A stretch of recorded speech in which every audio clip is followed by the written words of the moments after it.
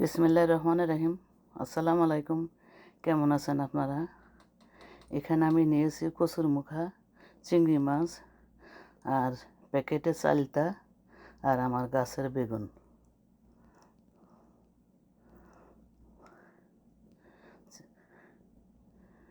গাছের সাদা বেগুন আমি এখানে গাছ লাগিয়েছি, দেখেন গাছের সাদা বেগুন, কচুর মুখা, চিংড়ি মাছ, এগুলো দিয়ে একটা টকের তরকারি তৈরি করব। কড়াইতে তেল দিয়ে পেঁয়াজ দিয়ে দিয়েছি। এখন পেঁয়াজটা একটু ব্রাউন কালার করে নেব। ব্রাউন কালার করার পরে নাড়াচাড়া দিয়ে একটু ব্রাউন কালার করে নেব। তারপরে গরম পানি দিয়ে দেব। গরম পানি দিয়ে বলক আসলে একটু রসুনের পেস্ট আর আদার পেস্ট দিয়ে দেব। এটা একটু কষিয়ে নেব, কাঁচা গন্ধটা যাতে না থাকে। এটা কষানো হয়ে গেছে। এখন জিরা, ধনিয়া আর হলুদ আর মরিচের গুঁড়া অল্প পরিমাণ নিয়েছি, 1 চামচেরও কম করে। এটা এখন ভালো করে কষিয়ে নেব। তরকারি ভালো মন্দ কষানোর উপর নির্ভর করে। যত সুন্দর করে কষাতে পারবেন তরকারি ততই ভালো লাগবে, মজা লাগবে আর টেস্ট লাগবে। এটাই নিয়ম। এখন তেল উঠে গেছে, চিংড়ি মাছটা দিয়ে দেব। চিংড়ি মাছটা দিয়ে একটু কষিয়ে নেব।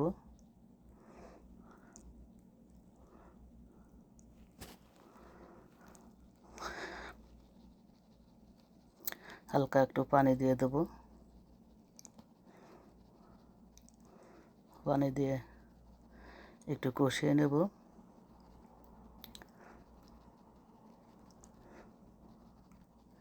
চিংড়ি মাছ অল্পতেই কষানো হয়ে যায়। এটা টকের তরকারি, আপনারা করে খাবেন ঝোল ঝোল। এই গরমে অনেক ভালোই লাগবে টকের তরকারি খেতে। চিংড়ি মাছটা কষানো হয়ে গেছে। এখন কচুর মুখাটা দিয়ে দিলাম। এটা শক্ত, এটা আগে দিতে হবে। এটা ভালো করে কষিয়ে নেব।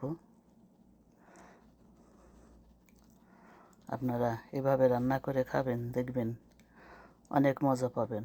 যদি আমার এই রেসিপি আপনাদের ভালো লেগে থাকে তাহলে লাইক দিয়ে সাবস্ক্রাইব করার অনুরোধ রইল। গরমে এই টক খেতে ভালো লাগে। এখন কষানো হয়ে গেছে। এখন এর ভিতরে গরম পানি দিয়ে দেব।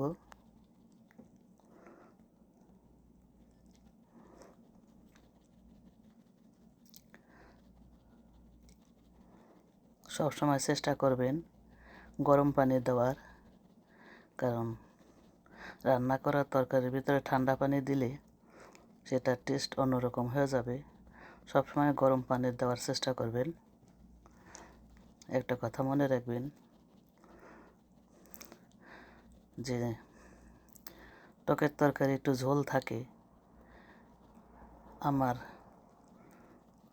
এই রেসিপিটা যদি আপনাদের ভালো লেগে থাকে তাহলে লাইক দিয়ে সাবস্ক্রাইব করার অনুরোধ রইল। এখন আমার বেগুনটা দিয়ে দিলাম। বেগুনটা সাদা বেগুন, গাছের বেগুন।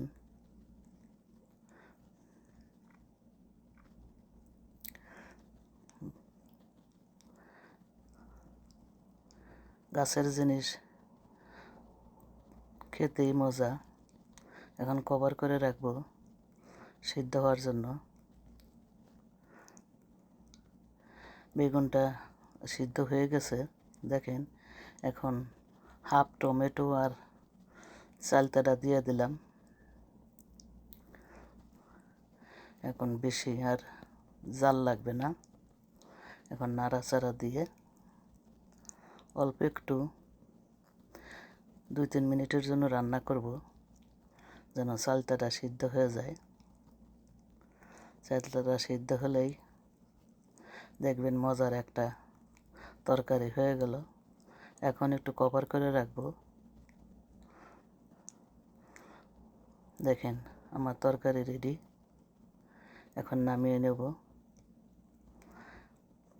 দেখতে কত সুন্দর লাগছে।